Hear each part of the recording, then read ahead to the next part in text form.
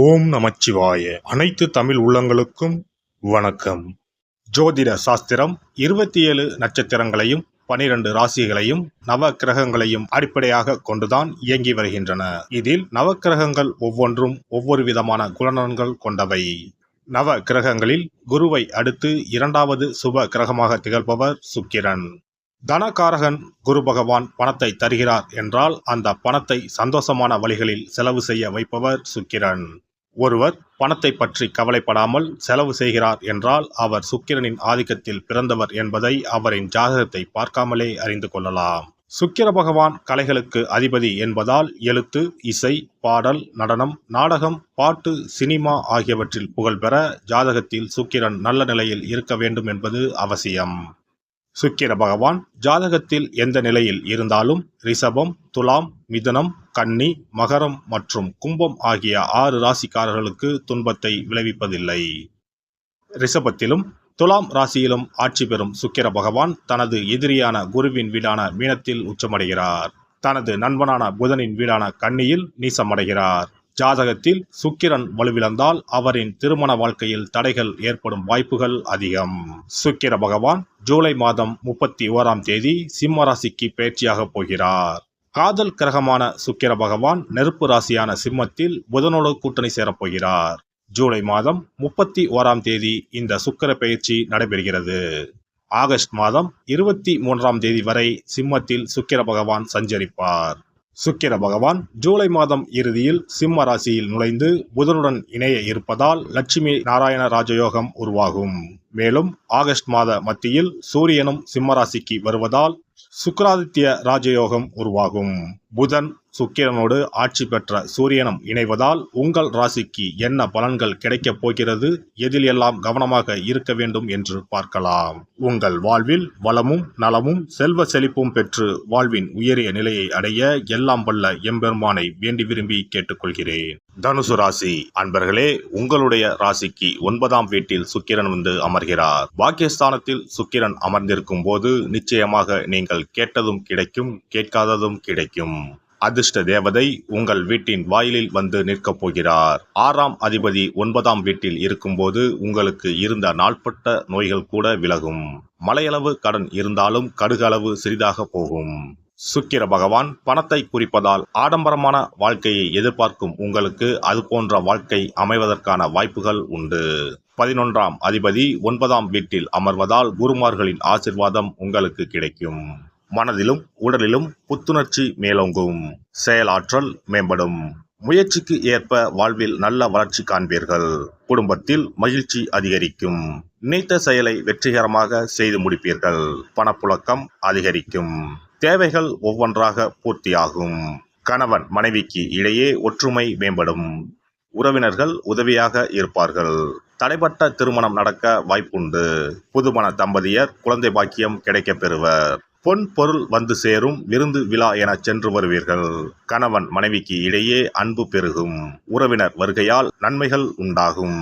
ஆனாலும் அவர்களிடம் சற்று எச்சரிக்கையாக இருப்பது நல்லது. எதிர்பாராமல் பணம் கிடைக்கும். அண்டை வீட்டார் வகையில் கருத்து வேறுபாடு ஏற்படலாம், கவனம் தேவை. உடல் நலம் சீராகும்.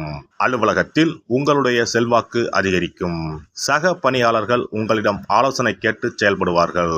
விரும்பிய இடமாற்றம் கிடைக்கும். அதிகாரிகள் ஆதரவு காட்டுவார்கள். எதிர்பார்த்த பதவி உயர்வு, ஊதிய உயர்வு கிடைக்கும். வியாபாரத்தில் விற்பனை வழக்கம் போலவே நடைபெறும். பணியாளர்களால் சில பிரச்சனைகள் ஏற்பட்டாலும் பாதிப்புகள் இருக்காது. சக வியாபாரிகள் அனுசரணையாக நடந்து கொள்வார்கள். பெண்களுக்கு கணவனின் அன்பும் ஆதரவும் கிடைக்கும். சிலருக்கு எதிர்பார்த்த சுப செய்திகள் வந்து சேரும். அலுவலகத்தில் வழக்கமான நிலையே காணப்படும். சுக்கிர பகவானின் அருளை பெற கும்பகோணம் அருகே இருக்கும் சுக்கிரனுக்கு உரிய ஸ்தலமான கஞ்சனூர் சென்று வழிபட்டால் சிறப்பான பலன்களை பெறலாம். சென்னையில் இருப்பவர்கள் மாங்காட்டில் இருக்கும் வெள்ளீஸ்வரர் கோவிலுக்கோ மயிலாப்பூரில் இருக்கும் வெள்ளீஸ்வரர் கோவிலுக்கோ சென்று வழிபட்டால் சிறப்பான பலன்களை பெறலாம்.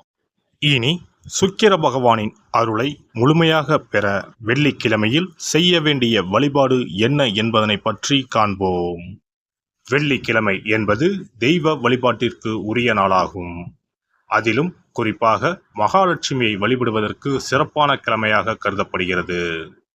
நமக்கு செல்வத்தை வாரி வழங்கக்கூடிய மகாலட்சுமி தேவியும் குபேரனும் நம்முடைய பூர்வ ஜென்ம கர்ம வினைக்கு ஏற்ப பலாபலன்களை கொடுக்கிறார்கள். அதை அனுபவிக்க செய்யும் பொறுப்பு சுக்கிர பகவான் பார்த்துக் கொள்கிறார். ஒருவர் செல்வந்தராக இருப்பதற்கு ஜாதகத்தில் சுக்கிரன் அருள் கட்டாயம் இருக்க வேண்டும். சுக்கிரனுடைய அருள் பெற வெள்ளிக்கிழமையில் சுக்கிரஹோரை வரும் நேரத்தில் இவ்வாறு வழிபாடு செய்தால் சுபபோக வாழ்க்கையை அனுபவிக்க முடியும். ஒருவருடைய ஜாதகத்தில் சுக்கிரன் நீச்சம் பெற்றால் உடல் ரீதியான ஆரோக்கிய ரீதியான பாதிப்புகள் ஏற்படும். சொத்து சுகங்கள் எவ்வளவு இருந்தாலும் அதை முழுமையாக அனுபவிக்க முடியாமல் செய்துவிடும். பெரிய பெரிய பணக்காரர்களை எடுத்துக்கொண்டால் அவர்களிடம் எவ்வளவு காசு கொட்டி கிடந்தாலும் சுக்கிர தசை இல்லை என்றால் அவ்வளவு பணமும் வீண் விரயமாகத்தான் போகும். குறிப்பாக மருத்துவ செலவுகள் செய்தே சொத்துக்கள் அழியும் நிலை வரும். இதற்கு சுக்கிர பகவானுடைய வழிபாடு நல்ல ஒரு பலனை கொடுக்கும். சுக்கிர பகவானுக்கு வெள்ளிக்கிழமை என்பது உரிய தினமாகும்.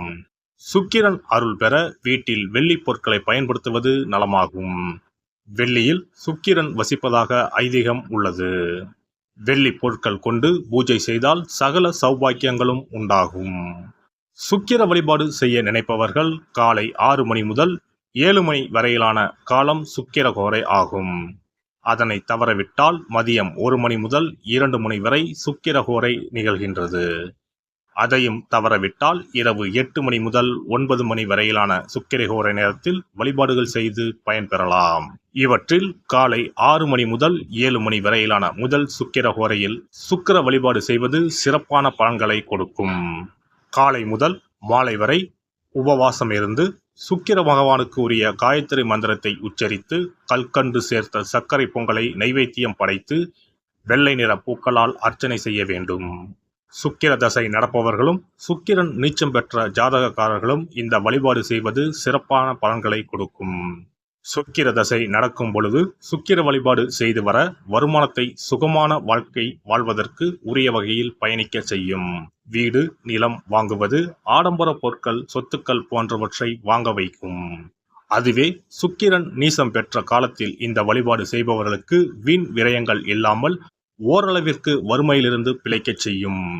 வெள்ளிக்கிழமையில் நவக்கிரக கோவிலுக்கு சென்று சுக்கிர பகவானுக்கு வெள்ளை வஸ்திரம் சாற்றி வழிபாடு செய்யலாம். வெள்ளை நிற நைவேத்தியங்கள் தயார் செய்து கோவிலில் வரும் பக்தர்களுக்கு தானம் செய்யலாம். இவ்வாறு செய்து வர சுக்கிரனின் முழு அருளும் கிடைக்கப் பெற்று வாழ்வில் உயரிய நிலையை அடைவீர்கள். எல்லாம் வல்ல இறையருளால் நீங்களும் உங்கள் அன்பு குடும்பமும் உடல் நலம், நீலாயுள், நிறை செல்வம், உயர் புகழ், மெய்ஞானம் ஓங்கி வாழ்க வளமுடன்.